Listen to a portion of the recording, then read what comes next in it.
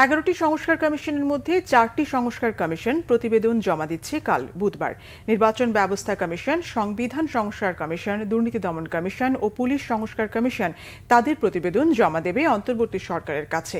দ্বিকক্ষ বিশিষ্ট সংসদ ও ক্ষমতায় ভারসাম্য আনা সহ বেশ কিছু সুপারিশ থাকছে প্রতিবেদনে।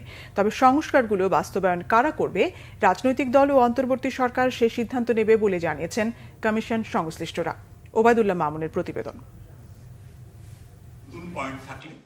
জুলাই বিপ্লবের পর রাষ্ট্রযন্ত্র সংস্কারের আমূল পরিবর্তনের প্রস্তাব আসে ছাত্র জনতার কাছ থেকে। তারপরেই রাষ্ট্র সংস্কারে 11টি কমিশন গঠন করে অন্তর্বর্তীকালীন সরকার। প্রথমে 3 ডিসেম্বরের মধ্যে প্রতিবেদন জমা দেওয়ার কথা থাকলেও তা জমা দিতে পারেনি সংস্কার কমিশনগুলো। পরবর্তীতে 15 জানুয়ারির মধ্যে প্রতিবেদন জমার সময় বেঁধে দেওয়া হয়।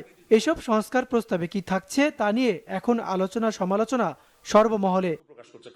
গত 2 দশকেও দুদক কার্যকর ভূমিকা পালন না করায় প্রতিষ্ঠানটিকে শক্তিশালী করা সহ বেশ কিছু প্রস্তাব দিয়েছে দুর্নীতি দমন সংস্কার কমিশন।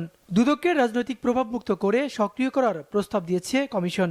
নতুন দুর্নীতি দমন কমিশন হবে রাজনৈতিক প্রভাবমুক্ত, যেই কমিশন দেশের দুর্নীতিকে রুখে দিতে পারবে এবং যেই কমিশন বাংলাদেশকে দুর্নীতি মুক্ত করার চেষ্টা করবে।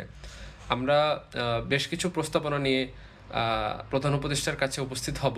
আমাদের প্রস্তাবনাগুলোর মধ্যে উল্লেখযোগ্য হচ্ছে, আমরা মনে করছি দুদকের জনবল খুবই কম। স্বাধীনতার 50 বছরেও জাতীয় সংসদ জনগণের আশা আকাঙ্ক্ষা পূরণে ব্যর্থ হয়েছে বলে অভিযোগ রয়েছে। তাই একনায়কতন্ত্র, প্রধানমন্ত্রীর ক্ষমতার ভারসাম্য ও বিভিন্ন সাংবিধানিক প্রতিষ্ঠানকে শক্তিশালী করা সহ দ্বিকক্ষ বিশিষ্ট সংসদের প্রস্তাব দিয়েছে সংবিধান সংস্কার কমিশন। কয়েকজনের হাতে যাতে ক্ষমতা না থাকে, ক্ষমতা যেন ব্যক্তি ইচ্ছা মতো ব্যবহার করতে পারে না, রাষ্ট্র যেন একজনের মালিকানায় চলে না যায়, তাই না? ওই জায়গার থেকেই আমরা এসেছি। কিন্তু হ্যাঁ, আমাদের ক্ষমতার বিকেন্দ্রীকরণটা হচ্ছে বিভিন্নভাবে হতে হবে। কেবলমাত্র যে ধরুন প্রধানমন্ত্রীর ক্ষমতা একটু কমালাম, তার থেকে কিছুটা নিয়ে রাষ্ট্রপতিকে দিলাম, তাতে কিন্তু ক্ষমতার বিকেন্দ্রীকরণ হলো না। ক্ষমতার বিকেন্দ্রীকরণ প্রতিষ্ঠান দিয়ে করতে হয়।